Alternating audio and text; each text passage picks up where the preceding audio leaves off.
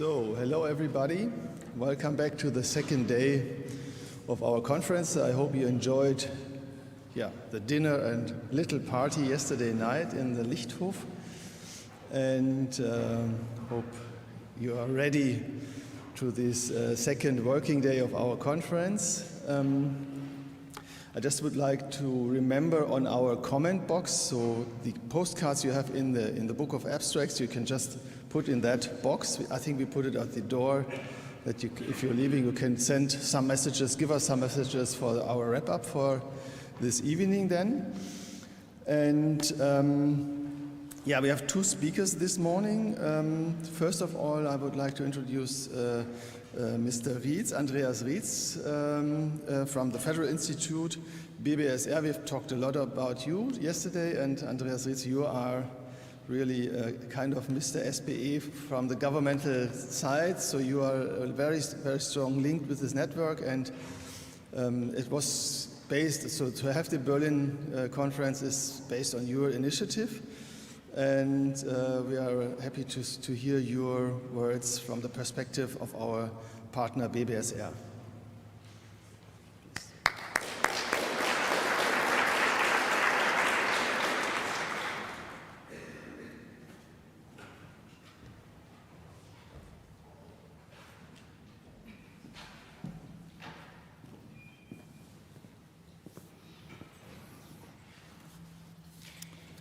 Yes, good morning, ladies and gentlemen, dear colleagues. A warm welcome also from my side. I would thank you for the invitation to speak here today, and thank you very much, Professor Roswa-Klinge, for these warm words you found for me. I think it's we all together bring this conference to Berlin. I want to bring greetings from the Federal Institute for Research on Building, Urban Affairs and Spatial Development, short BBSR. Furthermore, I would like to give you some information about our research program, Zukunftsbau.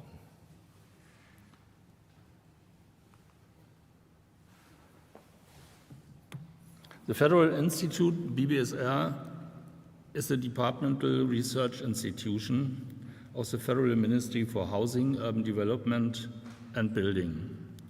It supports the Federal Building Ministry by providing scientific policy activities on tasks relating to housing, real estate and building, as well as urban and spatial development. The BBSR has also been supporting funding and investment programs. The headquarters, you see on the picture, is in Bonn, but we have also an office here in Berlin, and since last year, also in Cottbus. The core tasks of the BBSR includes generating and securing information basics, drawing up reports, creating expertise and appraisals, the management and expert care of various departmental research and support programs, and transferring results in politics and science.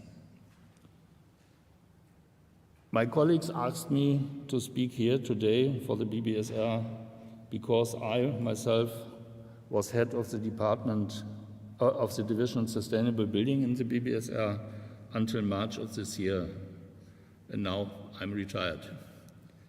My colleague, Nicolas Kerz, is the new head of this division, and I think many of you will know him yet because he was the head of the Office of Sustainable Building in our institute.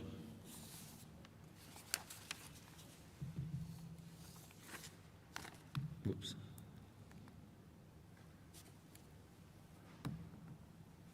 Since the SBE World Conference in Melbourne 2008, we were presented the German assessment approach for sustainable building together with the Federal Building Ministry for the first time.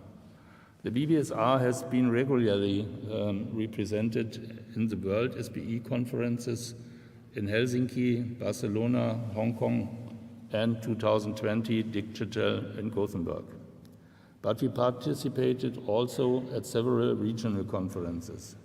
For example, in Prague 3 times, in Porto, in Graz 2 times, in Gimaresch, and in Germany, in Munich and Hamburg. Since the BBSR, in particular my division, has been so closely associated with the SBE conferences for many years, I'm pleased that after this long time, we have jointly succeeded in bringing a regional conference here to Berlin. My special thanks go to Professor Roswar Klinge from the TU Berlin, who has taken over the responsibility as host for this wonderful conference. Thank you very much. And also to our colleague, Professor Lützgendorf, and the other partners of the Transnational DACH Conference. But I'm already looking in the future. Next September, the BBSR will take part at the World Conference 2023, take place in Montreal. Now, let me turn to the most important program in building research at the BBSR.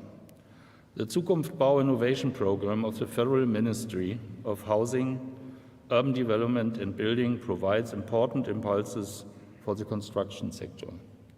On focus is on the growth of knowledge and transfer of technical, architectural, and organizational innovations. The aim of all measures is to promote the sustainable development of the building sector as a whole.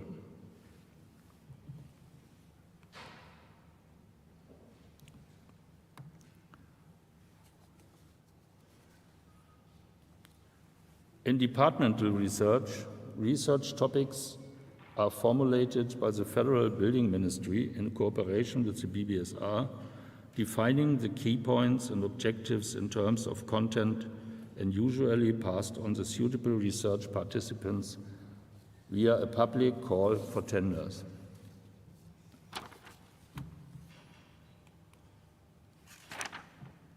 The Zukunftsbau research funding offers a platform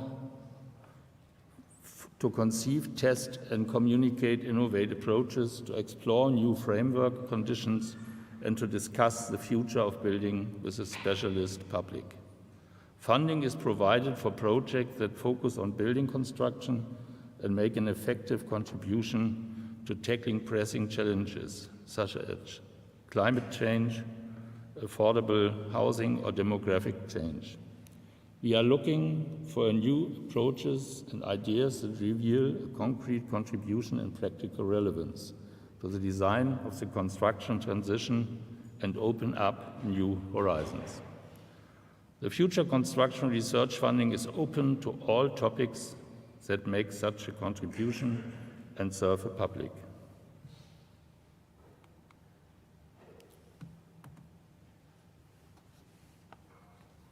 As part of the model projects, Zukunftsbau launched 2 major programs, Efficiency Houses Plus and Vario Wohnungen.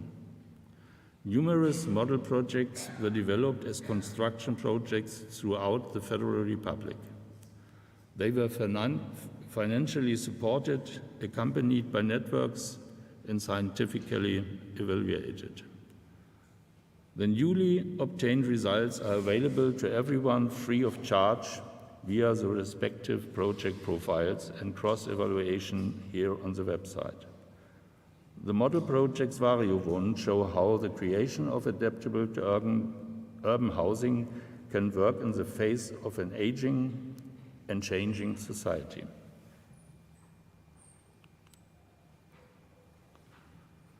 The Zukunftsbau Pop-up Campus is a new format within the framework of the innovation program, which builds bridges between the latest scientific findings the integration into teaching, translation into practical application, and communication to the broad audience.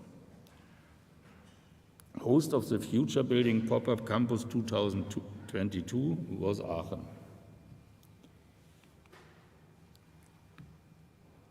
With a focus on the goal of the climate-neutral building stock in 2045, innovative approaches for future building are generated and demonstrated here.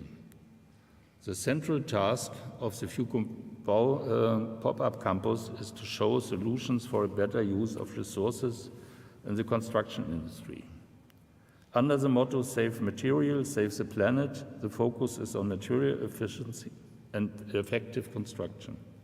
Above all, the aim is to show how the existing building stock can be used and improved with the objectives of counteracting shortage of materials, aligning building methods circular, and preventing building waste and emissions.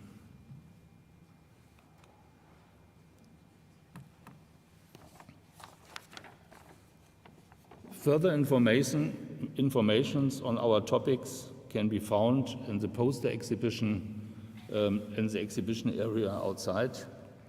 There you can also meet some colleagues. I would like to thank you all very much for your attention and wish you interesting presentations and exciting discussions for the further course of the conference. Have a good time in Berlin and stay with us. Thank you very much.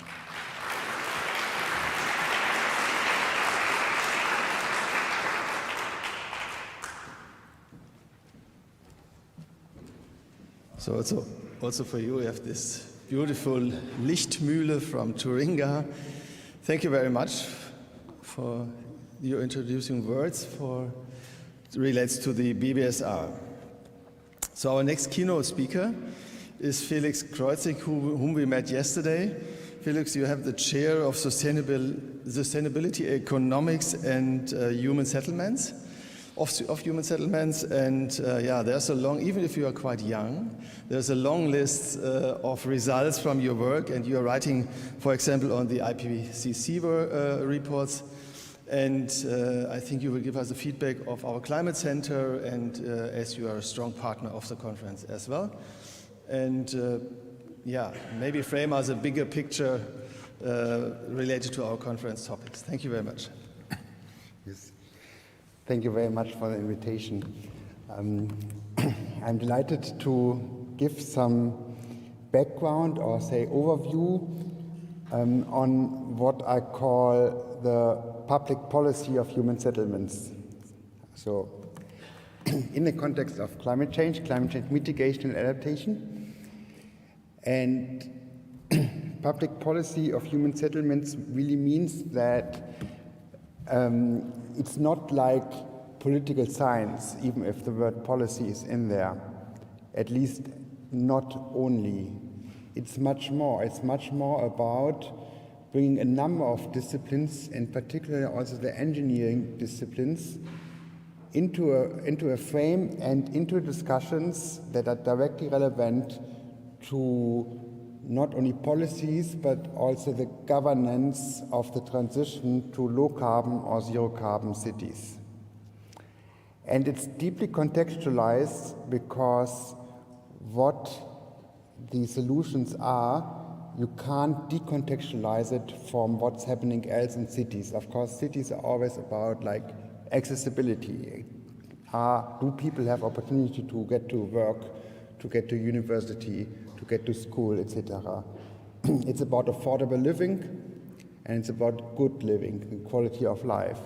So if you look for solutions or resolving issues, you can't think about climate action without thinking about these issues.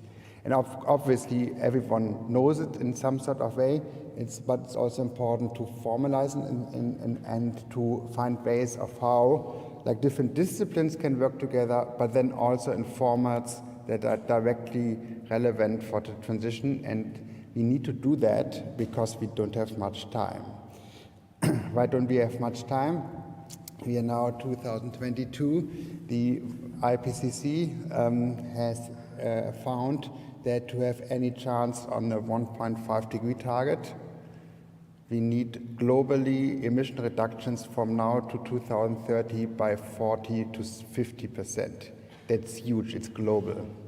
And a reminder, we are now 1.2 degree, and we're at 1.2 degree of global warming, Celsius global warming.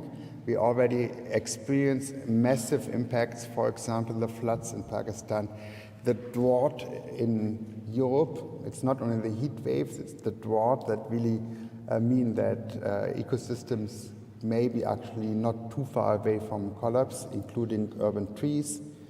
And we have seen it in the complete northern hemisphere. It was not only Europe, it was the United States with the massive droughts and heat waves also in September in California, and the longest and most massive heat wave, especially in China this summer, 70 days in follow of heat days in southern China. So we are in this situation, we don't have much time, but we are also in a slow-moving environment, so it's a lot of conflicting tension here. Let's see what we can be doing. So there are some specific motivations that are more like academically motivated now. So we have, some wrong button there, okay. We have, first of all, like we are in a paradigm shift in terms of what cities should be and what the image of cities is. This is, of course, instigated by the climate crisis. We have to rethink cities. And it's also instigated by the energy crisis, because we have now like a 4 times, 8 times, sometimes 10 times higher energy price to pay suddenly. People can't afford that. We are in an acute crisis. That means we need acute measures on energy demand, but obviously it also means that we have to rethink how to use energy in cities. And often forgotten, we are also in another global catastrophe, which is the anthropogenic mass extinction. We are losing species every year, thousands of species. It's human-induced, it's a mass extinction, and one of the driving factors of that is anthropogenic land use. So the expansion of land is mostly in agriculture, but sometimes it's also in urban land expansion. So then the second thing, like cities also are very positive because they can deliver sometimes when nation states don't deliver. So we have this polycentric multi-level governance at different levels, and it's often very cumbersome, but also offers new opportunity, because at some level doesn't deliver, there's still opportunity to do something at another level, and that's what we have observed also in the last decade. Then there's a new game in the town, which is like new digital tools. It has the potential to accelerate nice processes. It's not a silver bullet at all, like as the mayor of Helsinki has said, asked how much did digital solutions help you to put the tempo 30 speed limit in the city? He said, of course, not at all. It wasn't necessary. It's mostly true, but still there are some opportunities, and I will talk about those. And then, of course, it's like that we are thinking about cities for people, and most of you know that very well, but it's always helpful to get that back into the context. So, first hypothesis or statement, a people-centric design is a climate-friendly design. And that is because a people-centric design is where people themselves can move, and when people themselves move, then there's hardly any carbon footprint. So it's a city that has 5 kilometers an hour. It's linear, so it's where you can walk, and also where your eyes can settle, and it means to make places small. So it has direct implications, of course, in the transportation domain. You have less cars, more walking, more cycling perhaps. And it also has implications, of course, for building, because if you are places where everything is walkable, it's unlikely you have massive developments with huge condos, for example. So and obviously you feel more comfortable in settings where the buildings themselves also at human scale. There's an interesting tension here, because if you know the urban planning, climate mitigation literature, one thing is clear: density matters, right? You want to have a little bit higher urban population density. And this is a bit conflicting with what I'm saying here, but if you look at precisely, it's like there's a sweet spot. So you want to have a sufficiently high population density, and that means 3, 4, 5 level high buildings, but not necessarily more. So here's an investigation on what we call fair street space allocation. And what's done here is basically to look, it's really in a certain way an ethical analysis of what's going on streets, looking at principled ethical principles such as utilitarianism or a capacity approach of Amartya Sen, so on, and then to look also how streets, according to what kind of principles street space can be allocated. This is the y-axis. It's 14 different allocation mechanisms, and on the x-axis on the top, the ethical principles, and they are mapping on each other. So that's what you see with the yellow spots. So some allocation mechanisms are consistent with some ethical principles. A clear message is first, you can take different ethical principles, and you can think about some street allocation mechanism. Some are more reasonable, others you would think, oh, perhaps that's a bit nonsense. But what the main point is, it doesn't really matter which of these allocation mechanism you take. The current situation, and this is measured for Berlin, is not fair. It really does not matter which principle you take.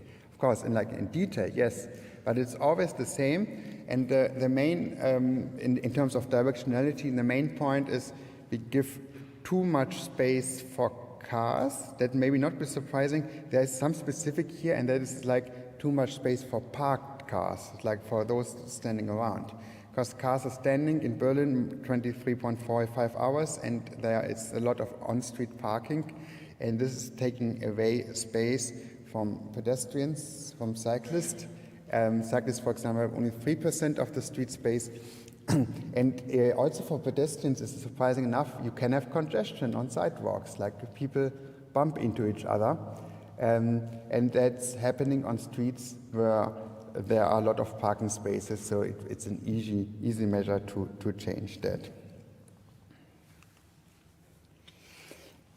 You probably know these two people, the famous controversy about basically livable cities, and it's a paradigm, a clash of paradigms here that is still influential. So the main thing was Robert Moses was the urban planner of New York, and he built basically highways through New York. Luckily, not all of them were successful, because there's also Jane Jacobs here to the right, a famous urban anthropologist who actually organized protest against it and managed to avoid the construction of one highway through Manhattan. The thing is that this kind of clash is, you would think this was 50 years ago, or a bit longer even. You would think this is over, but we are still having it in the city of Berlin. A new highway, an expansion of a city highway, is not only planned, but the Ministry of Transportation wants to push it through. And of course, there's a lot of civil society push against it. So we are still in the cycle of the different visions of what a city is about.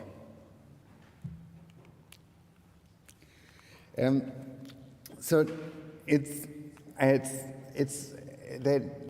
really I would claim these are self-stabilizing systems. So we have one vision of cities, a modernist vision, with car dependency in highways included. These are not put up front, obviously, when talking about the city, but this is nonetheless part of the system, and it is self-stabilizing in the sense that, for example, for the building, you have the investors and architects who are specialized on that, and you have a car industry and a car culture that is built around the way of mobility.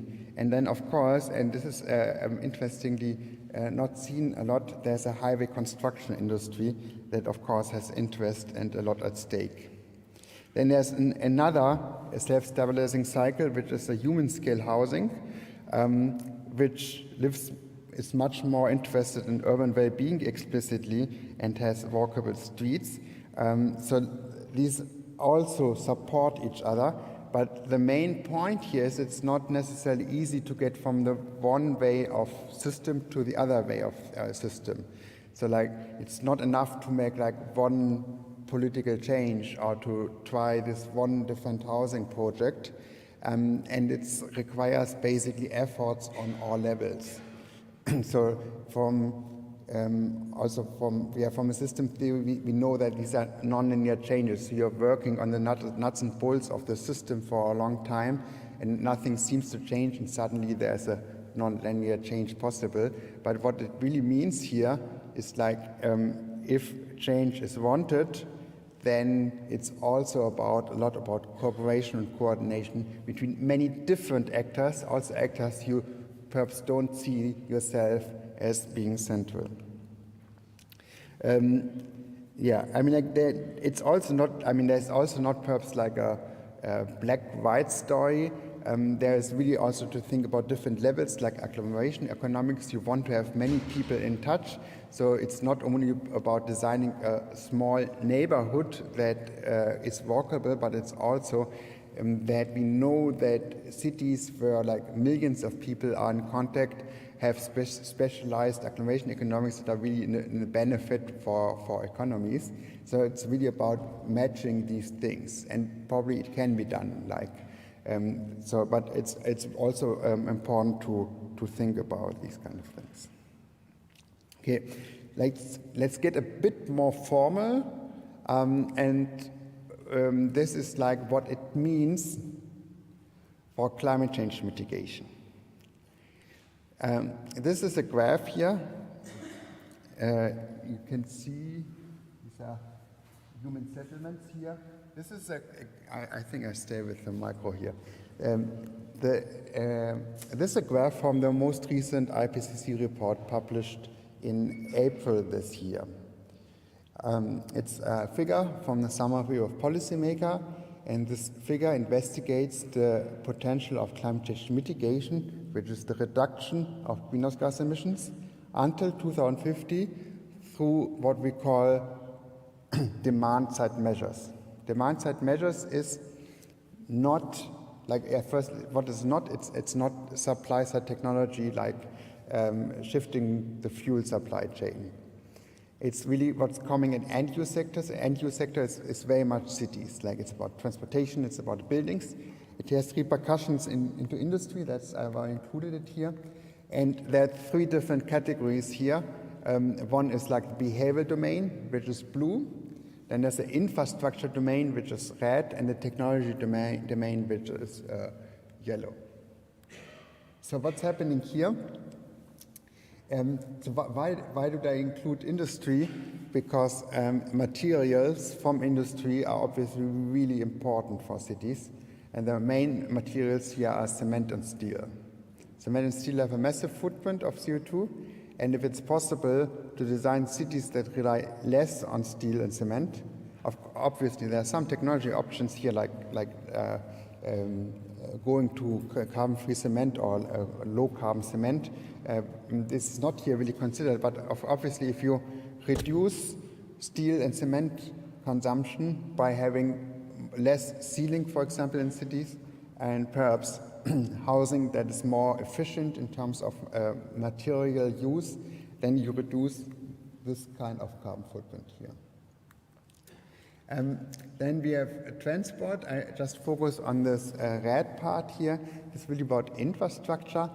And infrastructure is super important for transportation because we know that often people would like to have more environmental modes of transportation.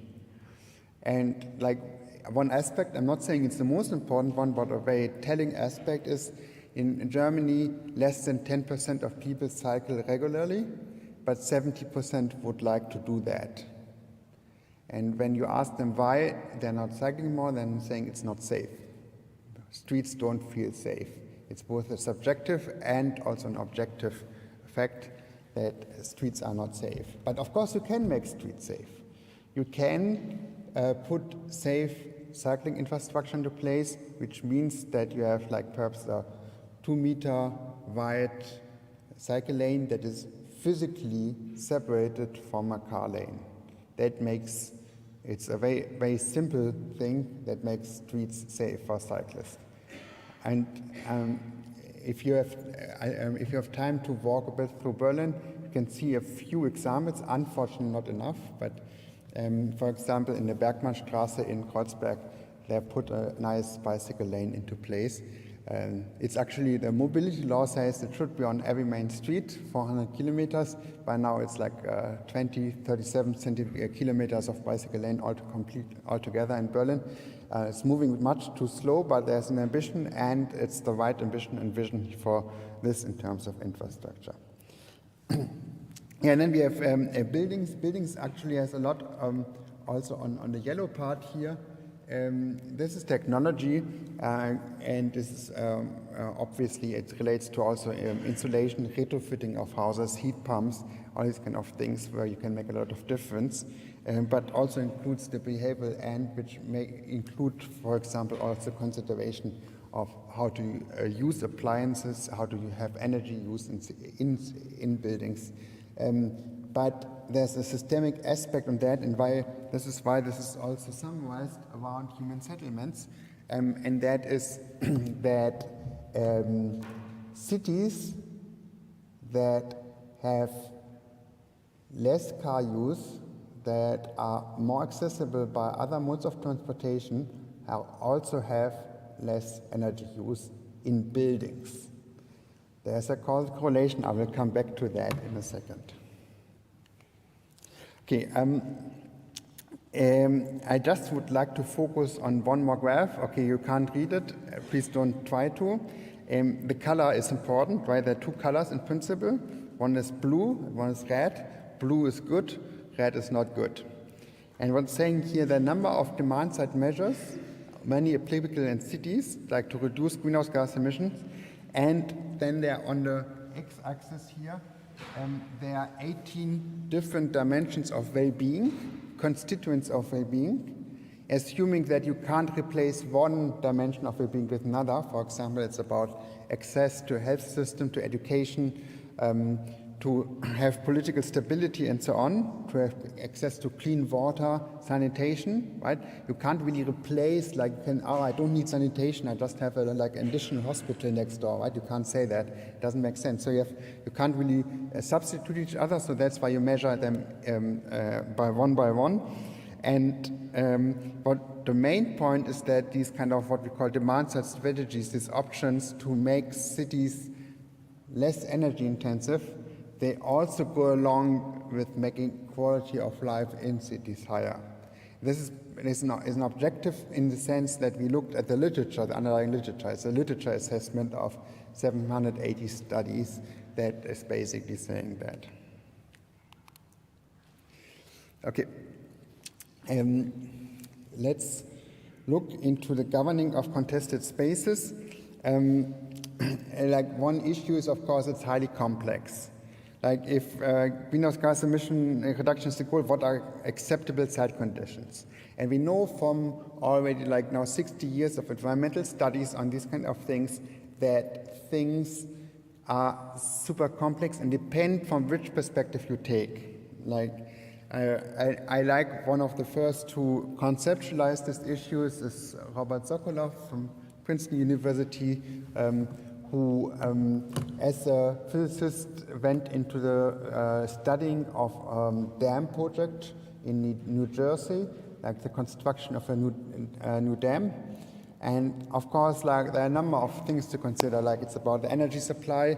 It can become a touristic site for like lake recreation.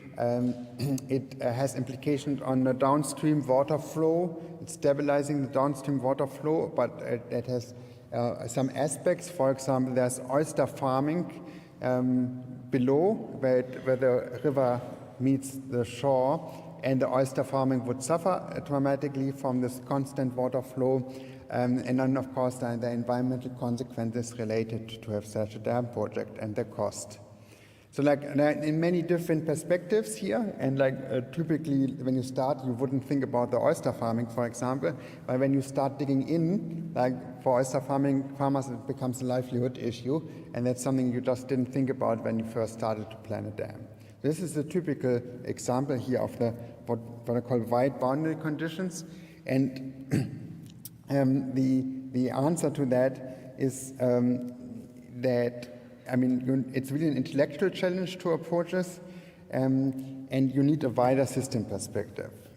Now, that said, of course, I like to give an actual example. This is a smart mobility one, because when you say smart mobility, which means you have some machine learning, some AI, or some big data approaches in mobility, a number of different things, then especially what engineers who are dealing with that think is that smart is equal to sustainable. But it's a shortcut. Obviously, it's not true. You can think about like smart systems that are really wasting a lot of energy. They're not smart in that dimension. They're just smart because they use some technology. So like I'm just to be explicit, like for example, the ride-hailing model, which is like Uber and Lyft, they have a lot of deadheading. Deadheading is a technical term for empty rides.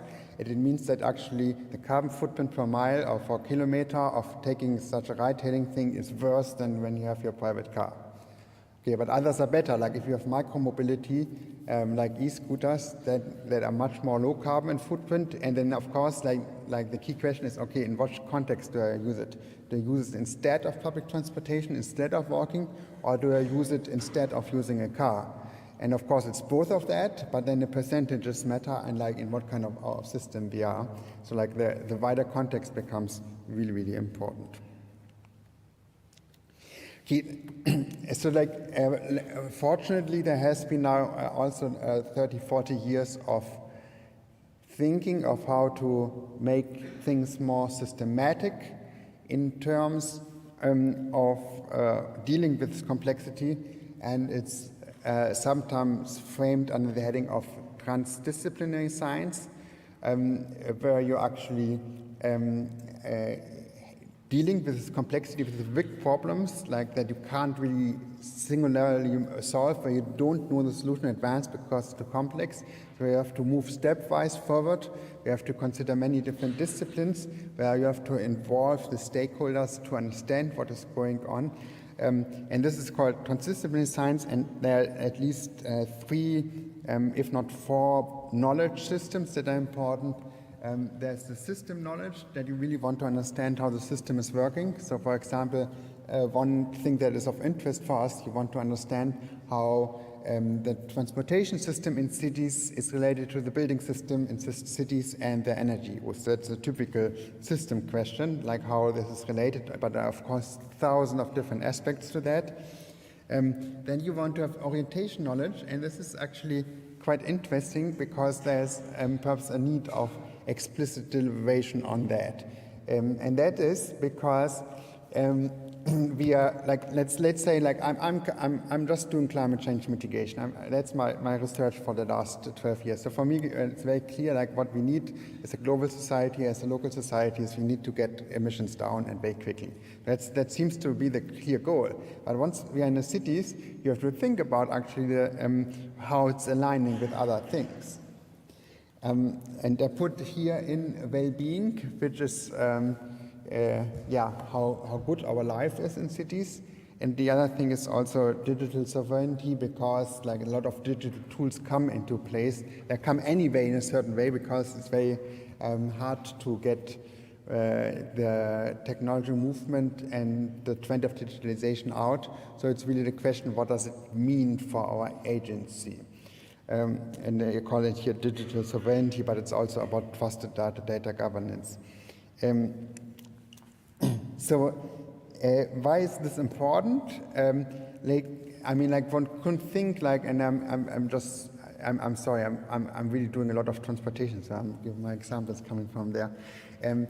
You can think about like there's one dominant strategy now in the land transportation sector, and that is electrification of vehicle fleets. So you want to have like cars that are running on batteries instead of fossil fuels. And is it good? Yes, it's good. You really reduce your carbon footprint massively. Of course, you need to decarbonize the electricity sector, but it's also a very efficient technology. A battery it has 80% efficiency in combustion, and it has 20 to 30% efficiency. You're in a very good playing field when you go to electric cars.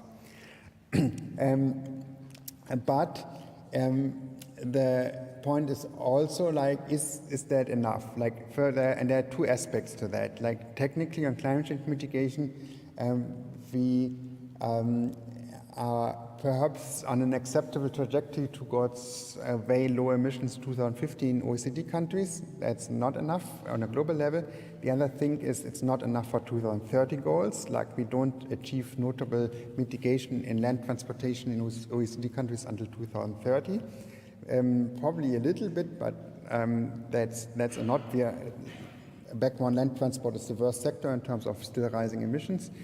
And the other thing is, of course, electric cars are still cars, so you still have a lot of congestion, and still of use of space in cities.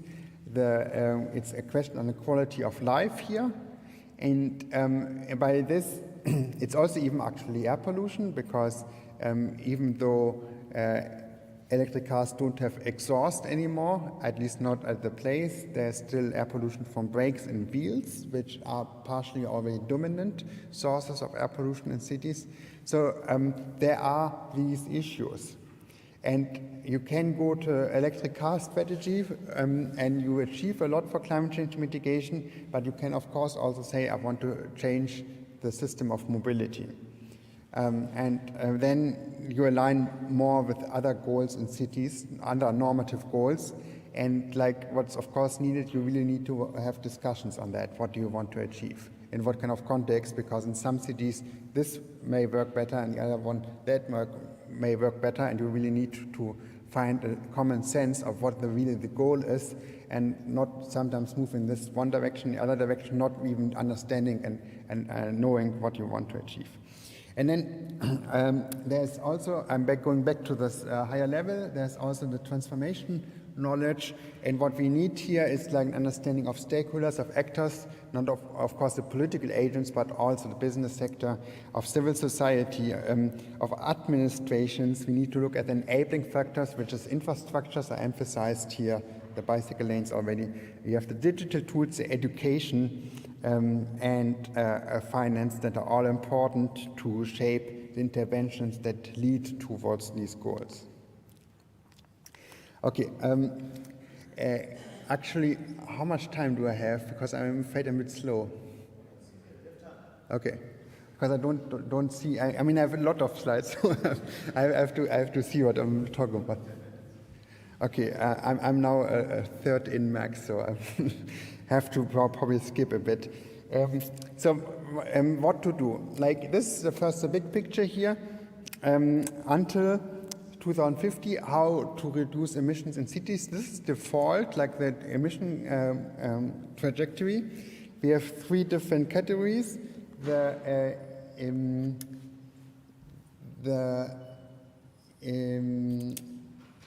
Basically, the yellow one here, this is the emissions of the existing infrastructures that are inducing emissions in the future. The blue one is the emissions of cities that are new built, from 2010 onwards, for example, mostly in Asia. Like Asia is really half the world population, more than half, and there's a lot of build up, a lot of development there. So obviously what is built now induces not emissions in the future in terms of like how life is organized. And then of course there's this gray emissions. This is like the emissions of the construction sector of building new cities.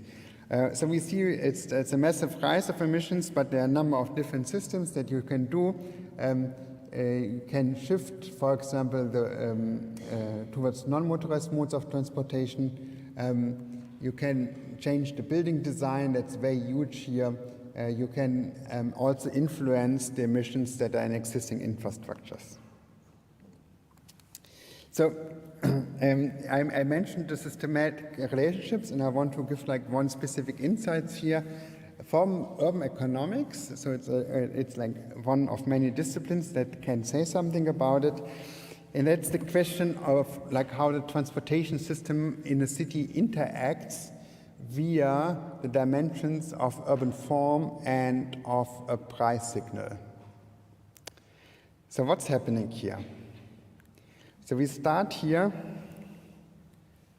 with the fuel price. Okay? Fuel price really means like the tax, like the price that you pay for a liter of diesel or gasoline. That's the starting point. And we think about like what does it mean in terms of long-term urban form, and what does it mean for transport system when you have also a second mode of transportation, for example, public transport system. What does it mean? So what happens if car transport is very cheap and you want to build new housing? Where do you build that? Car transport is very cheap and you want to build new housing. Where do you build the new housing? In the outskirts. You can move away from the city center because it's cheap. You can use a car, you can go anywhere, you don't need to consider existing infrastructure, of course you need roads, so you build in the outskirts.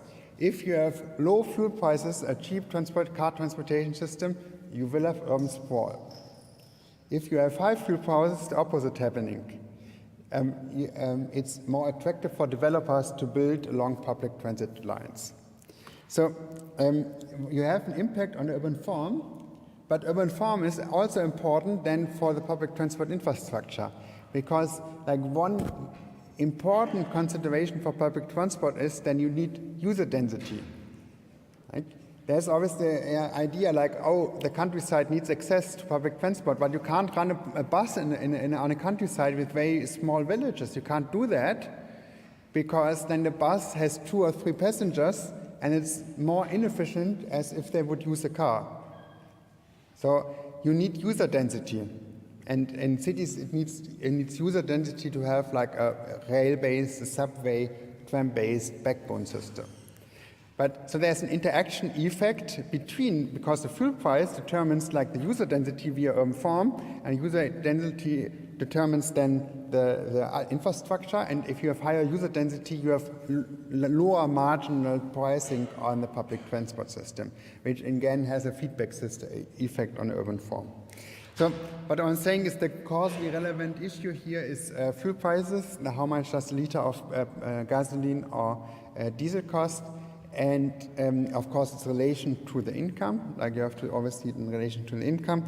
And what's basically saying here is just a model, but there's a strong nonlinear effect if you factor in this urban form effect.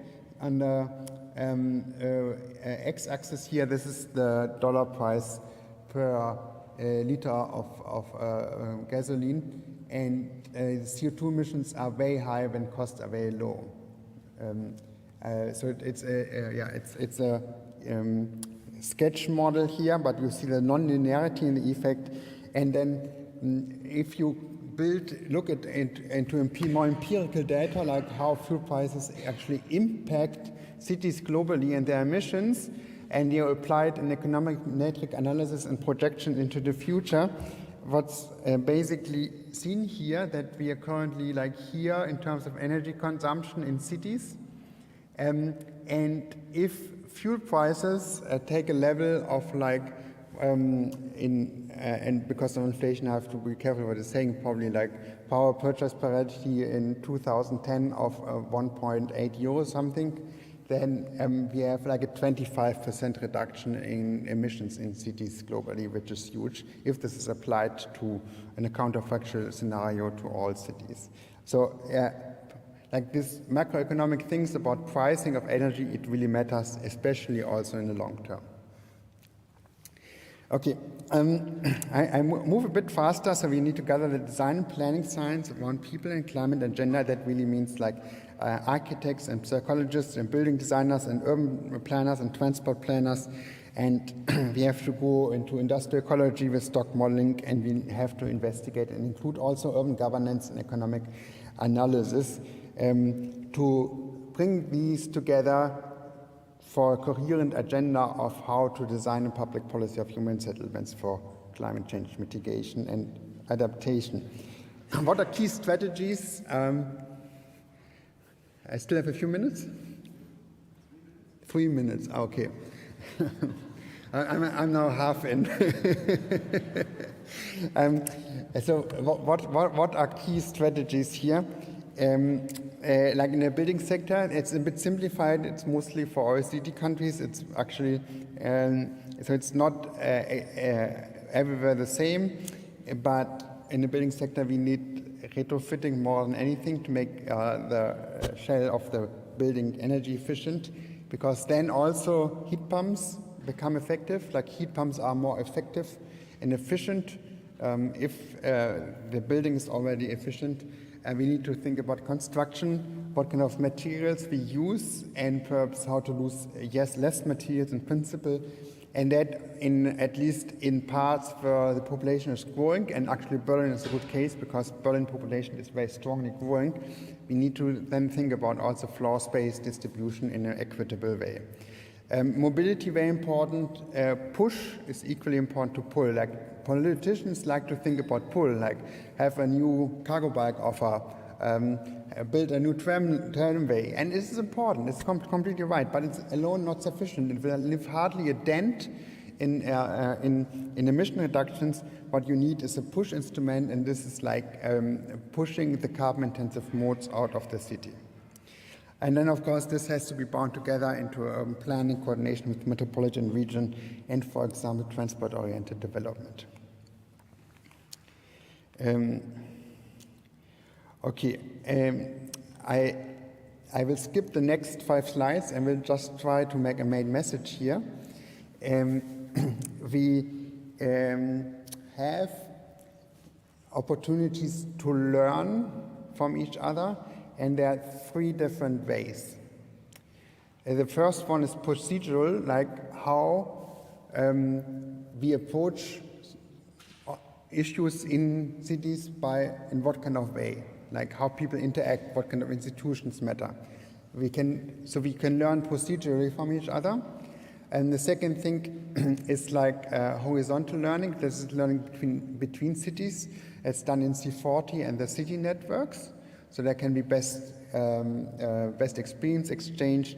And the last one is like with a digital approach, with like data-based approaches where you can really compare, because like at least in some dimension you have comparability of data, and then you can see like works in one place and another. It's more like a top-down approach, and I believe this also is part of that.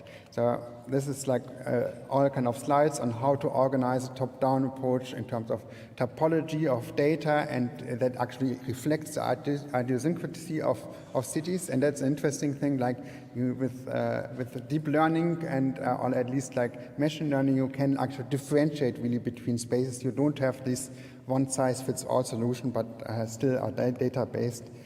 You can nail down to district level to find like what kind of solution works in what kind of districts here only for London. You can combine it with high resolution socio-demographic data on these districts to have a better intuition what works here. And then you can use, and this a bit differently, you can use AI also for urban planning, because it's based on an understanding of the street level and building level urban form features and the impact of greenhouse gas emissions. You can very quickly calculate the greenhouse gas emissions by new urban planning features, and that's actually something that we are engaged here for Berlin, a study led by Felix Wagner that includes the induced effect of transportation of urban form on transportation and greenhouse gas emission also as a function of income levels. Okay, I believe I have 1 minute.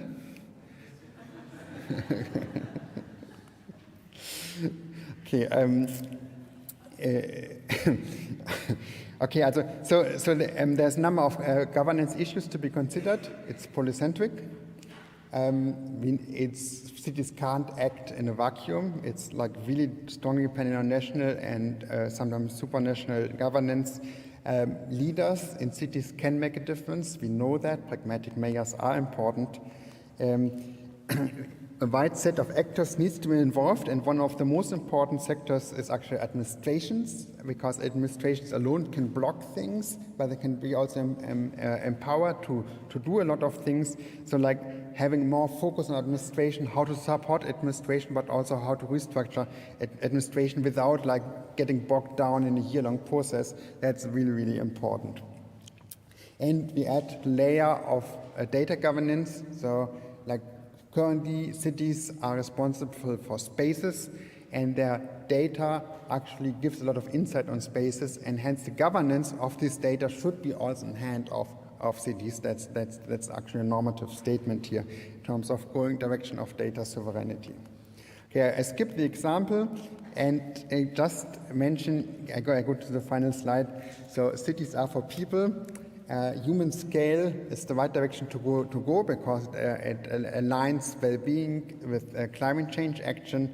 3 tasks ahead, we need to work together in the context of the paradigm shift that we're experiencing. We have to scale solutions, so it's not about only one place, but we have to get into many places. And of course, it works a lot with cooperation and coordination. And it also means that specifically there are some different aspects that go together. For example, the climate issue with the public health issue in cities, and for example, the data governance issue. Thanks a lot for your attention.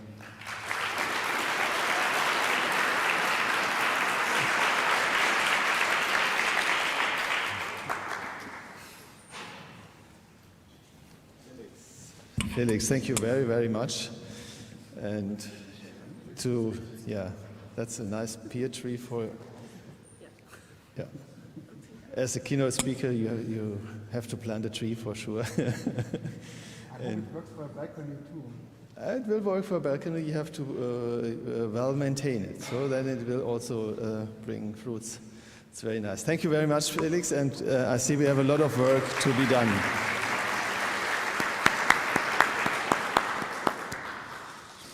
So, ladies and gentlemen, we have a little coffee break now for a little bit less than half an hour, and then we start 10:30 with the next session blocks. So we have a nice lunch at 12. And at 5:30, we have here in this room, back in that room, our closing awards and our outstanding paper awards. So it would be very nice if we can wrap up together here at 5:30 and close then our conference. And please don't forget to send your comments to Montreal into that box. We will put it to the door, so then you could put in your postcards and give us some notice what we can wrap up for Montreal. Have a nice coffee break.